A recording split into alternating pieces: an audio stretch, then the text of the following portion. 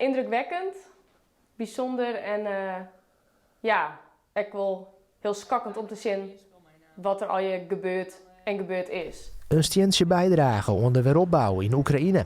Dat is wat Esther Leijstra van Dokkum met een groep vrijwilligers dien had. Troch de oorlog met Rusland binnen een soort gebouwen en huizen verwoest. Voor Esther reden om haar mij de oren in te zetten. We kwamen erheen met het idee om 2 mobile homes te bouwen. Het leek een beetje op een tiny house. En nog om een dak te repareren van een gezin waarvan dat huis verwoest is door een Russische raket. Voor nu, de winter komt er natuurlijk aan en de winters kunnen heel streng zijn in Oekraïne, dus dat is wel een ding. En eigenlijk, waar we dan niet eerder in, en als ik gewoon door Henry is eigenlijk alle huizen weer verwoest en voornamelijk de ruten. En natuurlijk het ene huis is bewezen van helemaal van uitbaand en het oren net, maar de ruten zijn gewoon van alle huizen kapot. Ik al lieke de oorlog je voor een soort meesken 4 voort. Uiteindelijk hebben we er alle jaren mee te krijgen.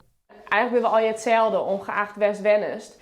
En die mensen gaan die zijn gewoon de pech dat ze nog in een oorlogsgebied wonen.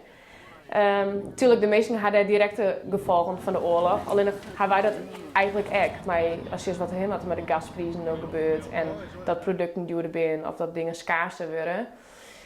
Dus ja, qua afstand viel het misschien 4, maar ik denk dat wij kunnen onderschatten hoe dichtbij het eigenlijk is. Takom hier denkt Esther nog eens heen te gaan. Ze is achteraf bot onder de indruk van hoe positief de inwoners van Oekraïne blijven.